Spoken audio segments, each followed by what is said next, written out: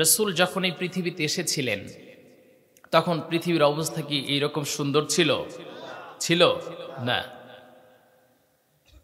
বর্তমান বিজ্ঞান তারা দাবি করছে যে তারাই মনে হয় পৃথিবী তৈরি থেকে শুরু করে আজ পর্যন্ত মনে হয় যে বিজ্ঞানীরাই সবচেয়ে শক্তিধর, কিন্তু না।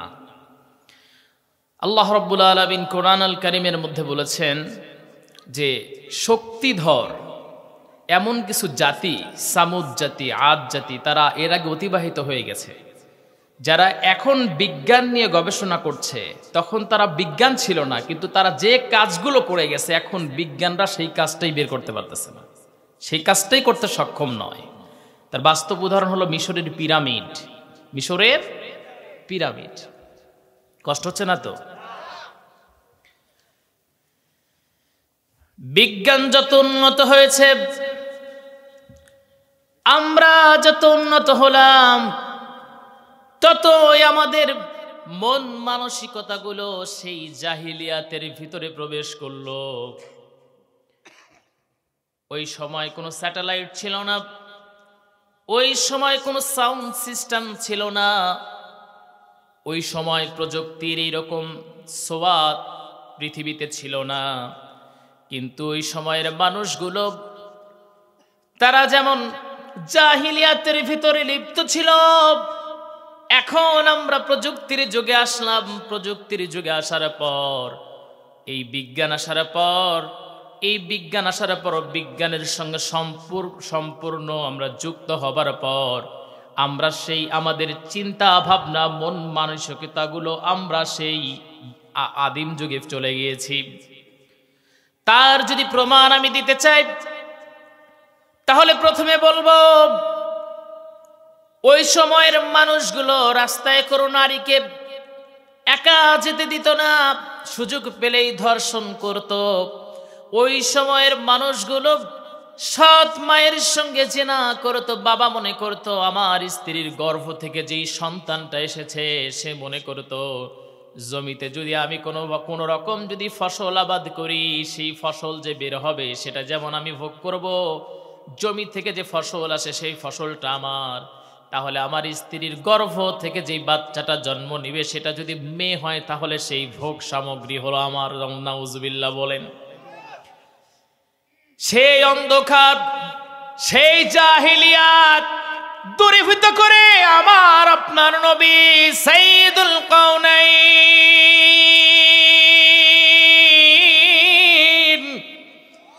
রাহমাতাল লিল আলামিন এমন একটা পৃথিবী আমাদেরকে উপহার দিলেন, এমন একটা সমাজ, এমন একটা রাষ্ট্র, এমন একটা গোত্র আমাদেরকে উপহার দিলেন। সেই অন্ধকার চলে গেল, সেই অন্ধকার দূরীভূত হয়ে গেল, আমরা আলোর দেখা পেলাম। আবার আমরা রাসূলের সেই আলো থেকে অন্ধকারকে বেছে নিচ্ছি, ঠিক কিনা? তার বাস্তব উদাহরণ হলো আমাদের বাড়ির পাশে হিন্দু বাড়ি অনেকগুলো আছে। যখন দুর্গা পূজা হয়, সেই দুর্গা পূজাগুলোতে কয়জনের হিন্দু সন্তান থাকে বলে, কিন্তু মুসলমানের সন্তানগুলো অনেক বেশি পরিমাণে তারা সেখানে সমবেত হয়। এবং এমন কিছু ছেলেদের আমাদের বাড়ির কাছ দিয়ে আমি যেতে দেখেছি, যাদের বাবা 5 ওয়াক্ত নামাজ পড়ে, কোরআন তেলাওয়াত করে, জিকির করে, মসজিদের আগে থাকে, কিন্তু সেই ছেলেগুলো বাবার কথাকে ওভারটেক করে তারা সেই দুর্গা পূজায় সমবেত হয়। দুর্গা পূজায় যাওয়া মানে হলো আল্লাহর সঙ্গে শরীক করা, ঠিক কিনা? আমার ভাইয়েরা, আমার বন্ধুগণ,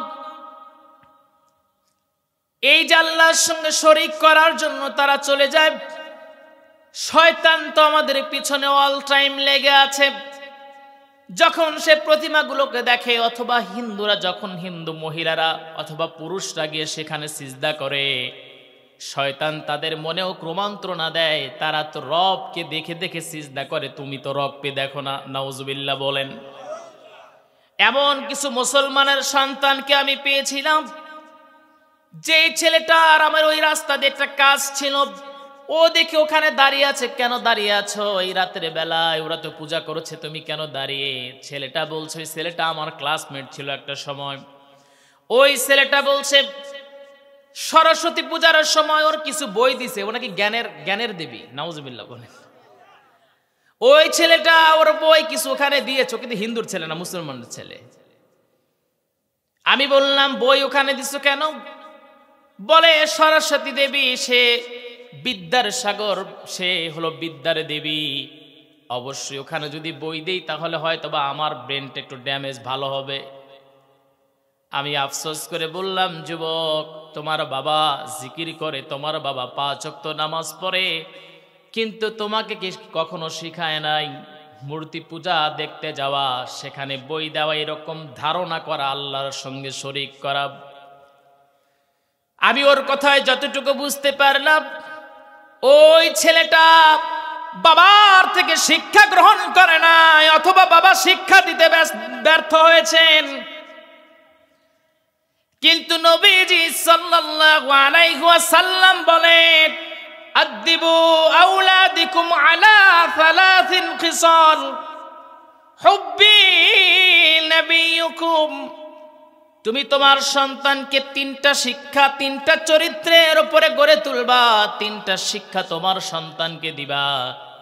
আল্লাহর নবী বলেন, এই 3টা শিক্ষা যদি কোনো বাবা যদি কোনো সন্তানকে দেয়, এই 3টা শিক্ষা যদি কোনো মা যদি কোনো সন্তানকে দেয়, পরিপূর্ণভাবে এই শিক্ষার উপরে যদি গড়ে তোলে, এই চরিত্র যদি সন্তানকে যদি দেওয়ার চেষ্টা করে, আল্লাহর নবী বলেছেন সেই সন্তান কোনোদিন পথভ্রষ্ট হতে পারে না। আমার ভাইরা, আমার বন্ধুগণ, কোরআনুল কারীমের ভিতরে একটা সূরা আছে, সূরা লোকমান। কিতাব ঘেটে দেখেছি, এই লোকমান কোনো নবী ছিল না, কোনো রাসূল ছিল না, কিন্তু আল্লাহ পাক তার হিকমা দিয়েছিলেন। এত হিকমা আল্লাহ পাক সন্তানের দ্বারে দিয়েছিলেন। লোকমান হাকিম, তিনি দেখতে এমনটা ছিলেন। লোকমান হাকিম দেখতে কালো ছিলেন, তার পা ছিল ফাটা, নাক ছিল চ্যাপ্টা, একবার দেখলে দ্বিতীয়বার দেখার ইচ্ছা হবে না। কিন্তু এই লোকমান হাকিমের নামে একটা সূরা নাজিল হয়ে গেল। কেন নাজিল হলো? কারণটা হলো তার হিকমতপূর্ণ কথাবার্তা আল্লাহর এতটুকু পছন্দ হয়েছেন, সেই সন্তানকে তিনি উপদেশ দিচ্ছিলেন। তিনি বলছিলেন, তিনি সন্তানকে উপদেশ দিচ্ছিলেন, হে আমার সন্তান, কখন আল্লাহর সঙ্গে শরীক করবা না।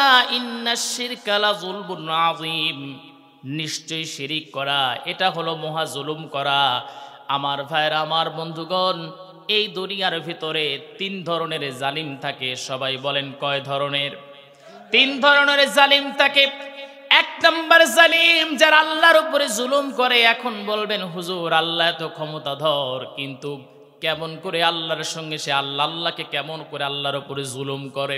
সেই জুলুম করে এমন করে করে, শুনেন, আল্লাহ যেহেতু তাকে বানিয়েছেন, আল্লাহ পাক বলছেন, ওয়া মা খালাকাতুল জিন্না ওয়াল ইনসা ইল্লা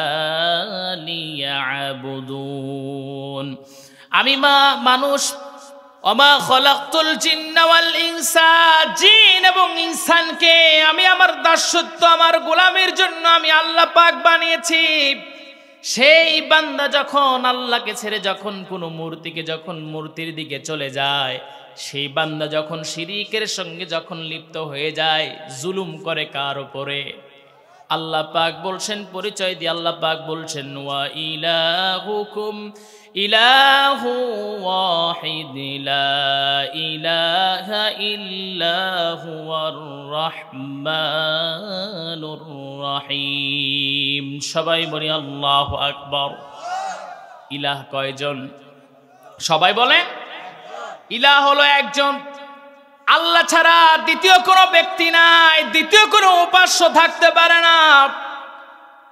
এখানে কয়জন বাবা আছেন, ছেলেটারে শিক্ষা দিয়েছেন, হুজুর আমি আমার সন্তানটাকে শিক্ষা দিয়েছি, এই শিক্ষাগুলো দিয়েছি, কয়জন আছেন? আমি যদি বলি এখানে অধিকাংশ লোকে আপনার সন্তানকে শিক্ষা দেন নাই। কিন্তু নবীজি সাল্লাল্লাহু আলাইহি ওয়াসাল্লাম বলেছেন, ওই যে হাদিসটা বললাম, তুমি সবার সন্তানকে তিনটা শিক্ষা দিবা, হুব্বি নাবিয়্যুকুম, নবীদের ভালোবাসা শিক্ষা দিবা। কাদের ভালোবাসা? নবীদের ভালোবাসা শিক্ষা দিবা। এখন দেখেন আল্লাহ রাব্বুল আলামিন পবিত্র কালামুল্লাহ শরীফের মধ্যে বলছেন, কুল ইন কুনতুম তুহিব্বুনাল্লাহা ফাত্তাবিউনি ইউহিব্বুকুমুল্লাহ ওয়া ইয়াগফির লাকুম যুনুবাকুম আল্লাহু গফুরুর রহিম।